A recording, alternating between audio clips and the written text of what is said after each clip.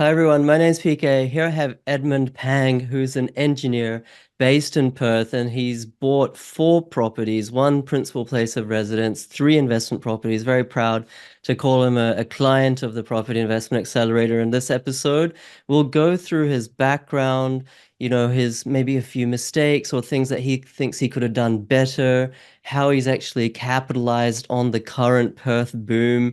He's recently bought a property just 6 months ago, which has gone up $70,000, from 470 to 540. He would talk through suburbs or talk through a lot of tips and trick, his best advice for people wanting to emulate his success. And I think, I've just been talking with Edmund before we hit record, and a really nice guy as well. So stick around, and I'm sure you guys will be really inspired and get a lot of benefit out of it. Thank you so much, Edmund. I know we've been exchanging lots of emails over many months, but it's great to finally to meet you like this. No, thanks, PK. It's an honor to be here, meeting you, in person. And yeah, I just want to say, your course has been immensely valuable for me. It's provided a lot of clarity in the property investing space. And yeah, I can't thank you enough for what you've taught, all of us. And I highly recommend it to anyone. Thank you. Thanks Yeah. so much off the bat.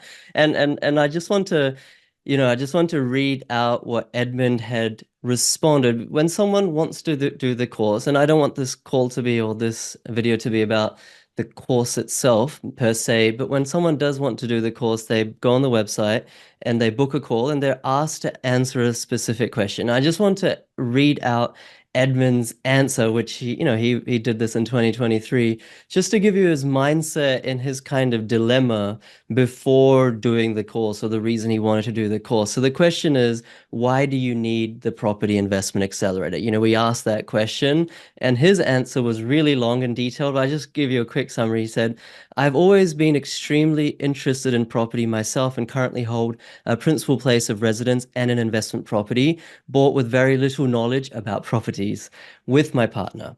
The issue I have is that there is an abundance of information and hundreds of podcasts online. And I've listened to a lot of these to the point where my mind is spinning with information. My friend had initially bought your course and rated it very highly. Main reason for this is that the course is data driven. Not a lot of buyer's agents actually work with data instead of using their own knowledge.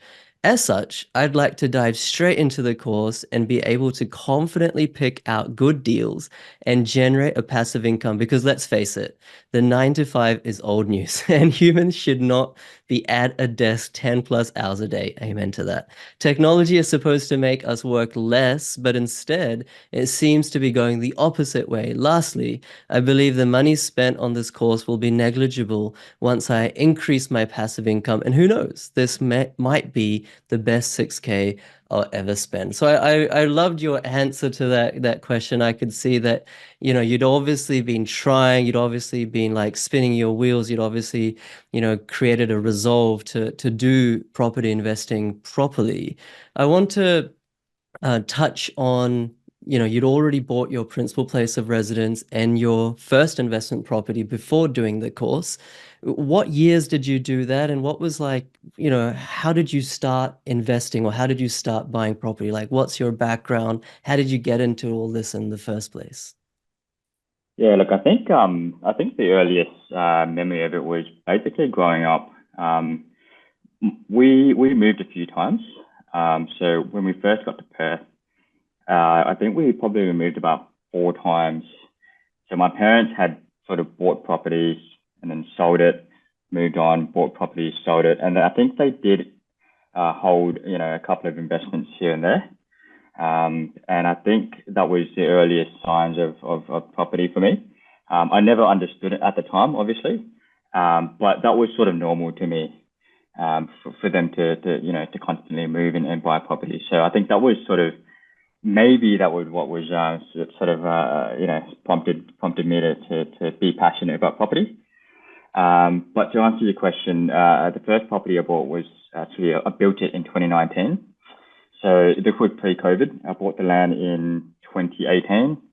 And I knew I always wanted to buy property. I think as soon as I started working full time, it was the first thing on my mind to save up and buy a property. Obviously, I didn't know anything about property, so yeah, I didn't know what a good location was, and what the how important land value was and whatnot. So I went looking around, obviously with my parents' sort of advice as well, given that I saw them as they did buy and sell properties. So they basically I went to look around and I saw a piece of land that was cheap. I could afford it. I bought it in 2020 for $166,000, which is unheard of nowadays. Mhm. And I built it in 2019. So that property has given me quite a fair bit of equity since then, and it's sort of helped me sort of accelerate my investing process. And then the second property was in 2022. So that was also before I did your course. I actually engaged a buyer's agent for that one, only because obviously I've heard about it through podcast. I found out what a BA was.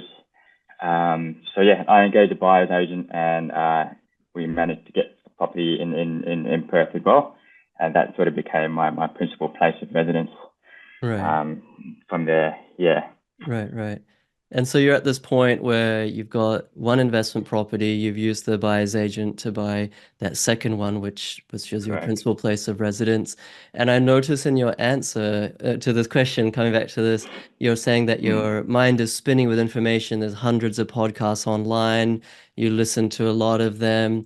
I guess my question is, why did you decide to do the course when A, you'd already used a buyer's agent? So presumably you're somewhat familiar with the process. Maybe you're a little bit more confident than before. Even before using the buyer's agents, you'd actually bought land and built yourself. So, it's not like you're totally inexperienced. And plus, you'd consumed all this free content, whether it's from Facebook groups or audio podcasts or YouTube, this and that. Like, didn't you feel that you already had enough intel? No. So, like I said, I've had consumed so much information that it was just sort of confusing. I didn't know what to look for, what was important. I sort of understood the market a little bit, and I guess what makes a good house. Like obviously the obvious thing was you don't buy on a main road, but it still wasn't clear to me. And I knew that I was passionate about property. So I just thought, having talked to one of my mates who's done the course, he highly recommended it, and I was like, you know what, this is the way I want to go, to retire early and be financially free. Mhm. So yeah, I decided to do the course, and I'm so glad I did it because it's just again like data driven is important for me because obviously as an engineer, our mind is just we love spreadsheets, right? So when I saw that, I was like, yeah, it makes perfect sense to me, buying based on numbers. So that was very sort of compelling for me, and decided to do the course. Right, right. Yeah. And an obvious question as well, you'd used a buyer's agent. Why didn't you just use that same buyer's agent again? Because I think you were saying they saved you time last time, right? Yeah, look, I had an okay experience, right? So the buyer's agent was good, and I think the way it works is if you engage a BA, I think anyway, but when you engage a BA and you're trying to buy your principal place of residence, they sort of go, by your lead. So you tell them the property that you want them to inspect and whatnot. And it just sort of felt like engaging a third person to help out with inspections and whatnot. Hmm. So he was a good guy. He knew what he was doing. But I guess I just wanted to do it myself, and it was expensive. Like at the time, it wasn't too bad. I think I paid about $7,000. Oh, that's not Obviously, too if bad you at want all it's for a buyer's by agent. half the price of what it is now. Mm. So yeah, at the time it was quite expensive to me. I was like, if it's $7,000 per purchase, that's a lot of money. Mhm. So yeah, I just sort of decided to take matters into my own hand really. And I knew I was passionate about property, so yeah, I knew this was something that I wanted to do. Right, right. Yeah, yeah, And oftentimes I want to ask you this question because you've got four now, two after the course, and we'll get into those in a second. But in sure. terms of like borrowing capacity, like these days, Mm, especially with interest rates higher, everyone's kind of like, how are these people buying like four properties, five properties, six Mm, properties, seven properties? Of course, you need income. Like, there's no substitute for good mm. income. But in terms of your experience, has it been difficult to get a loan from the banks? Have you used multiple banks? Have you gone, I know these are a lot of questions, but have you gone like Got it. interest only or principal and interest? What's been your lending experience or experience in your lending strategy? Okay, so it hasn't been too bad. So I've actually I'm quite fortunate to know to build a relationship with one of the bankers from NAB. So I met her through a phone. I think I was looking for a loan. I met her, and then yeah, we just had a very good sort of working relationship. Hmm. So I dealt with her, and I just want to add as well. I had a bad experience with a broker the first time. Okay. So the first property I bought, I went with a broker that was recommended by a builder. Obviously, I didn't know what I was doing, so I just sort of went with the flow basically. And I just felt like the brokers, as soon as they sign you up, they just neglect you, and you're just gone. That's it. You never hear from them. Hmm. So I had a bad experience. So I was like, no, I'm not going to use a broker anymore. No, that's just it's no good. Um, so yeah, obviously I went with NAB. I built a relationship with a banker, and she was able to help me get loans quite quickly. Right. I think my principal place of residence, I got unconditional within 2 days. So Oh, it was just a matter of acting quick. She knew that I was reliable, and we got my loan. So yeah, so the first two properties was under my name, yeah. and then the third property was under my partner's name, Hmm. and then the fourth property is under my name. And I'm at a point where I'm almost capped out. So the next property will be under a trust, Right. which I'm looking for at the moment. Right. But all in all, it hasn't been too bad. It's just I think I'm fortunate enough as well to have equity, number one, and also to have a fairly high income. I Hmm. think that really helps as well. And I think that's the one thing people can change is your income. You can work hard and move on and try to increase your income. That's what you can change. Hmm. And I think I was fortunate in that sense. Right. Right. Yeah. It's very interesting because, as you know, Edmund, I generally recommend using a mortgage broker, but your experience has been great dealing directly with the bank. Did you do your own homework in terms of like, oh, hey, NAB is offering this product, whether it's offset account or this interest rate or these benefits? Did you do your own homework in terms of what the other banks are providing or what this tier two banks are providing, tier three banks are providing? Or maybe as a subsequent question to that, is that what you're going to do from this point on? Because if you're nearing capping out your borrowing capacity, then maybe a mortgage broker will be able to get you another two Mm. properties, with a second tier, third tier lender. Like, do you know what I'm sort of getting at? Yeah, yeah, spot on. So I did do my research. I knew that you could call the bank and ask for a zero point 0.5 reduction in your interest rates. So I think the banks, yeah, I called up multiple times. I did try to get a reduction in interest rates. So I think I was successful a few times. Okay. Um, and I would asking around, mates, what interest rates they were on and whatnot. So I did do my research, but I've actually recently engaged a mortgage broker. Okay. There you go. This was about 2 months ago, so I forgot to add that. So I do have a mortgage broker now who, you know, my perspective has changed about mortgage brokers. So he was able to restructure my loan because all of my previous loans were with NAB. Hmm. That's not a bad thing, but it just means that all your valuation is with one bank. Hmm. So having engaged a mortgage broker, he has basically refinanced my loan. He's restructured it, and he said basically get onto a trust, which is what I've done. And yeah, and now I've got pre-approval. I'm ready to go for my fourth investment property. Right. So that has been it's been good. It's been good. I do recommend a broker. Yeah, sure. I mean, there's Yeah. there's pros and cons of each, and it was Mm, great that you used the bank manager because I think sometimes relationships, if you have this kind of old school relationships with a bank manager, a relationship manager, then they can be just as good as using a broker. But I guess for the Mm. average person who doesn't have like a deep, long-standing relationship, then a broker could be the Yeah. best option. With this decision to use a trust, just if you don't mind, for everyone's benefit, why are you choosing a trust for this next one? Is it that you can't borrow any more money if it was under your personal names, or is it some other reason?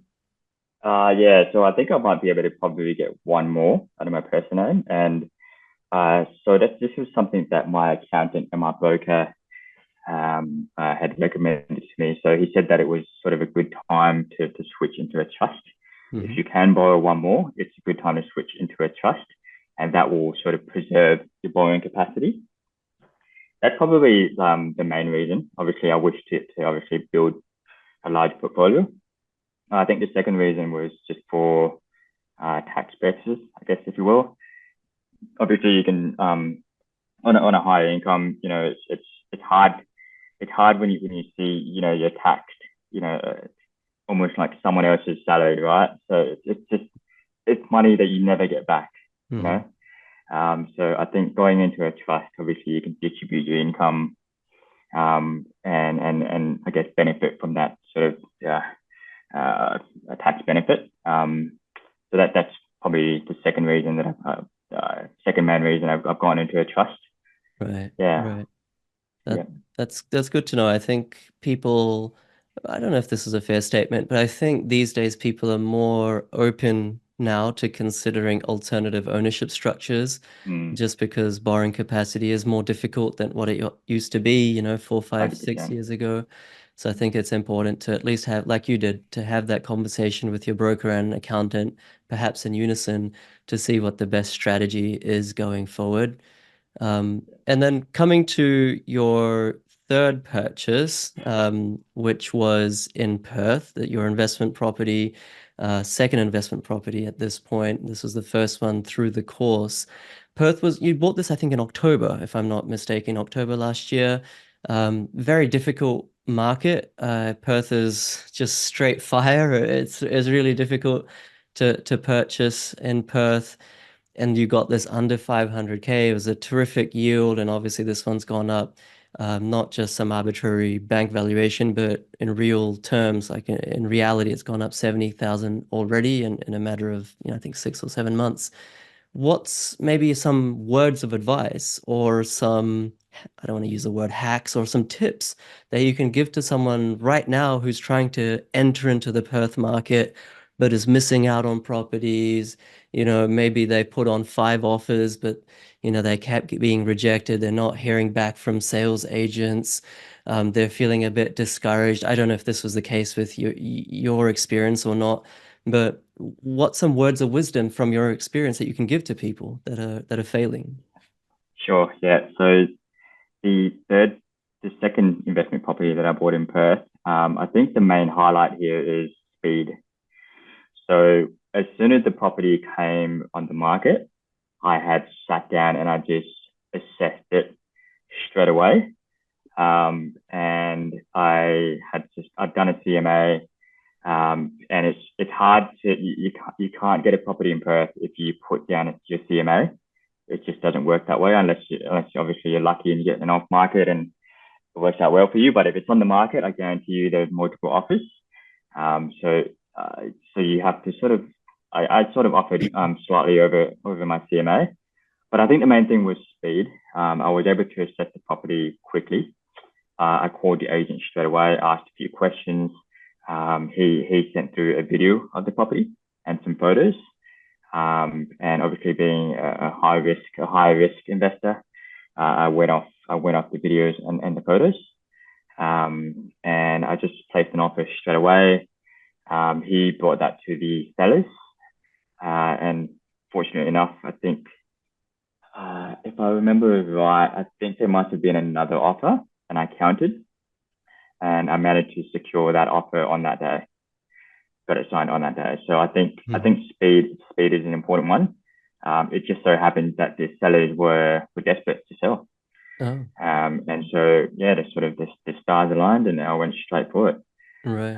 And I think that's sort of what you have to do in Perth. It's a really, really hot market, and most properties don't even make it to home opens. So when the property does come out, just going to jump straight onto it and assess it, do your CMA, and then go for it. Yeah, and I think on that Yeah. point of doing your CMA, for those of you who don't know, it's a comparable market analysis, and there's lots of websites, paid and free, that give you a range or a predictive kind of analysis on what this property is valued at. And in my experience, all of those websites, whether it's RP Data or CoreLogic or free ones off bank websites, they're all rubbish. Like especially in a hot market, in a swiftly moving market, if you're relying on automated valuation techniques, then they're just going to be really wrong. They're going to be very low. Even in normal markets, they're not that accurate the best of times. So what Edmund is alluding to here is actually doing that CMA yourself, looking at not just the quantitative side of things, which is like, how many bedrooms, the age of the property, the block size, but also the qualitative side of things, views, which side of the street it's on, the renovation standard, the quality of the house, the build of the house, etc. There's, a suite of factors to look at.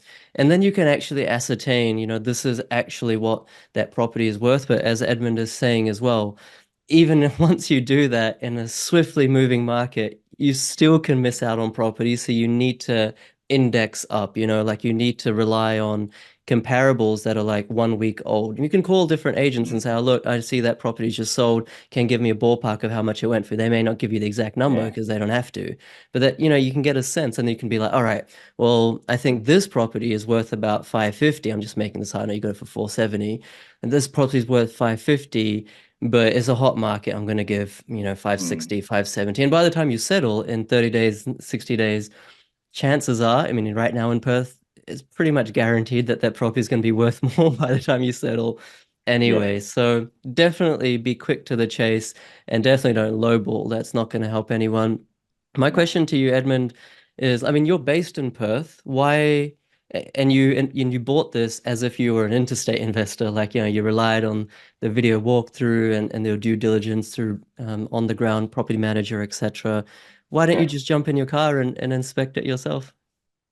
Well, I guess number one, I guess it was never going to make it to home open. And I knew they was going to get multiple offers. So it's an 845 square meter block. So it's a Mhm. large block. So I knew that it was something that a lot of people wanted. Why didn't I get in my car? I guess I just wanted to, because I just knew I needed to act quick. If I put a lot of conditions on it and says I want to go for an inspection and whatnot, I think I would have lost it. So long story short, I think I just wanted to act quick. Hmm. So I just used the technique that I was taught, and I just went straight for it. Yeah. Yeah, brilliant. Um, yeah. Brilliant. That's cool to hear. I mean, I do the same when I bought in Brisbane, even though I used to live in Yeah. Brisbane, I never saw the property and I don't get anything from seeing it myself. There's nothing that I can Mm, do that a property manager or building and pest inspector, etc., can't do. yeah. In fact, they'll do it much better than me. And I think right now, if anyone's trying to buy in Perth or Greater Perth area, then you need to be like an educated investor. I don't think anyone can be successful just coming off the street with no prior experience in property and be successful in buying at the right price, the right property in the right suburb in Perth. I don't think that's possible. You need to be educated because, like you said, you did the analysis as soon as it came on. You did the analysis real quick. You knew Mm, what you were looking for, how to quickly yeah. eliminate properties, and I think that's the credit that you deserve. And so your next property, the one down in the Bunbury area, was that easier, or did you learn anything from the previous experience to make that more seamless, or it's like it's a completely new deal, case by case, or how was Mm. that experience? Look, I think it was roughly the same. So Bunbury was, and it still is very hot at the time. So this was a combination of acting quick and having a relationship with the agent. Hmm. So this was an agent that I had called multiple times every week. Not multiple times, it's like probably once a week, for several weeks, asking for pre-market, off-market properties, building a relationship, trying to get any off-market deals that he may have. So he knew who I was, and I think I may have offered him. I think I may have submitted an offer for one of his properties, but lost it. So Hmm. he knew that I was serious and I knew what I was doing. Hmm. So when this property came out, I did my assessment on it, and I knew it was a good property. I went straight for it. I called him up, and I was like, "Hey, look, in all seriousness, I want this property. Can you send me a video? Can you send me photos?" And he did that. Same thing. I went up the videos. I went up photos, and I submitted an offer. And because he knew I was serious, it was a little bit dodgy. So he had actually told me the other offer. Um, and he basically said, "Look, if you give me 450, we'll call it a deal." And I negotiated that. He counted back again, and I just said, "Yeah, look, 450, let's do it." And I just got it signed on that day as well. Right. So it was a combination of knowing the agent, he knew I was serious, and acting quick as well. Right. That got me that property. So I secured it for $450,000, Yeah. and it's a 720 square meter block, and I think it's about 3 minutes or so, not even probably a minute drive to the water. Right. And what are the yields on these two properties? Do you remember? I think the Gosnells one had an existing tenant, so it was slightly lower. Uh-huh. But we had increased the rent at the moment. So we were renting for 460 at the time. I think the yield was probably about, it's probably about 5.5. Yeah. But now that we've obviously increased the rent, it's sitting at 6.3.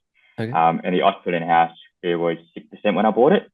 And we've increased the rent as well on that. And I think that's sitting somewhere in the 6.5, Right. 6.6%. Right, right. And guys, anyone who's watching or listening, don't rush off to buy in these suburbs per se now. I'm not saying this is the right buying window anymore. There's always a good time to buy in a suburb and then a time to just let it consolidate, relax, and then maybe in the future buy again. So don't just everyone rush off. I mean, you can, and you just give Edmund lots of capital growth. I'm not complaining with that either. On the point of relationships, a lot of people say that there's no way that a DIY investor can compete with the relationships that a buyer's agent, let's say, has built over many months, over many years of, buying in a particular location. What would you say to that based on your experience in this Bunbury transaction? Yeah, look, it's not hard, I think. So going back to why I used a BA, at the time I thought off-market property was a thing, like it was some sort of exclusive people who get those sort of deals. But little did I know, it's just a matter of basically, calling agents and building relationships. And you basically get the same thing as what a BA would get.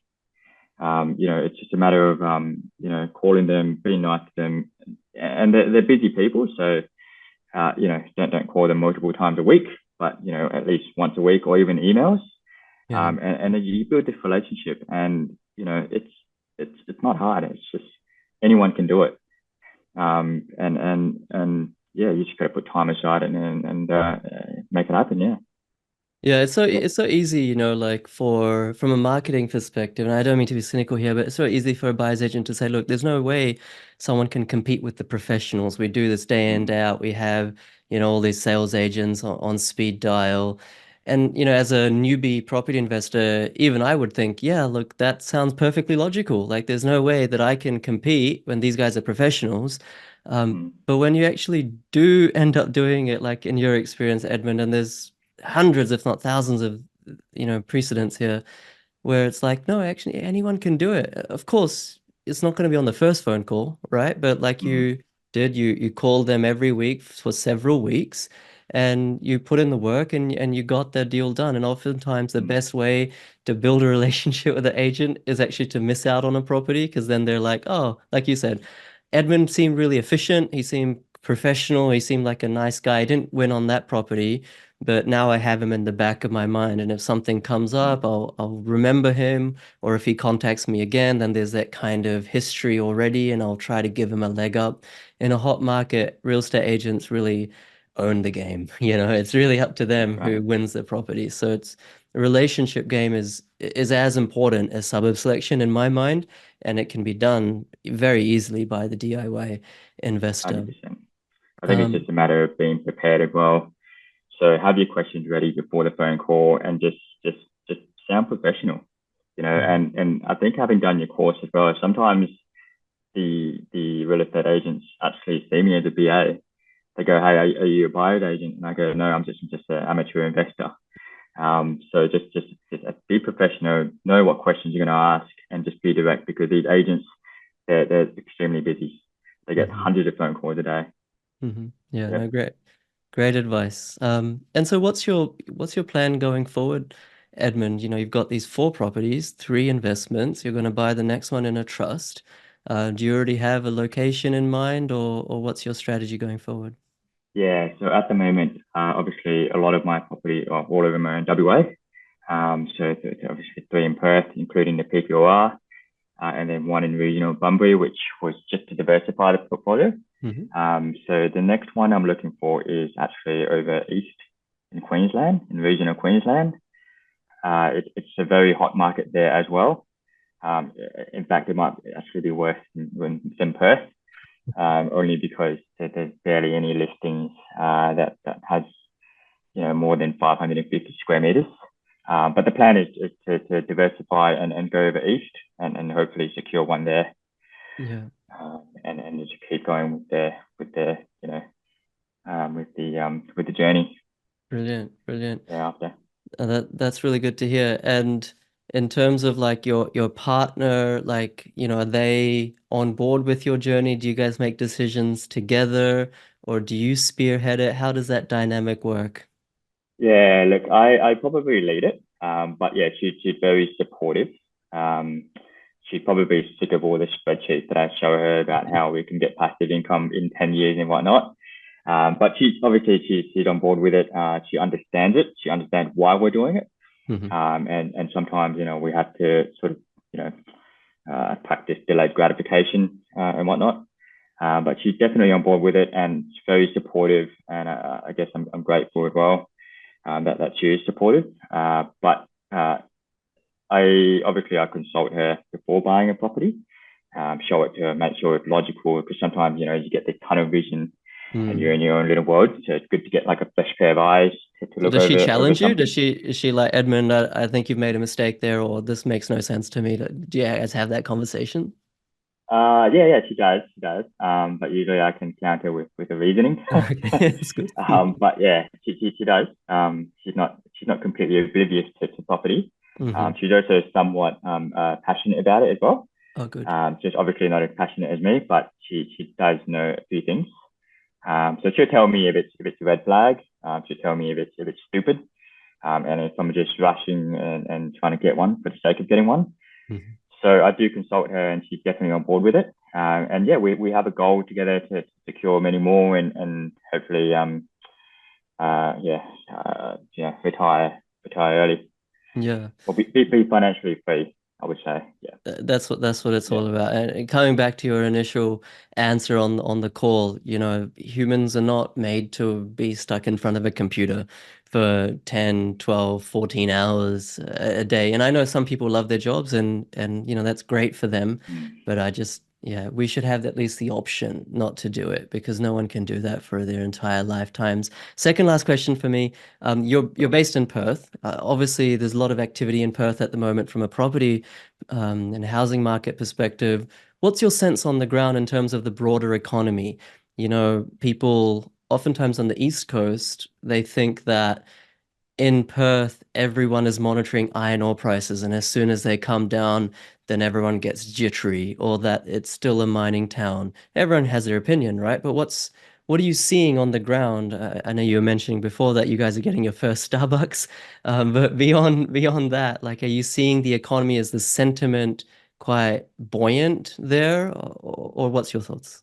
Look, it's definitely changed a lot over the years. If you actually go in the city, you see a lot of new buildings coming up, a lot of new skyscrapers coming up, and a lot of different activities, and it's just changed a lot. It's definitely become a lot more livelier.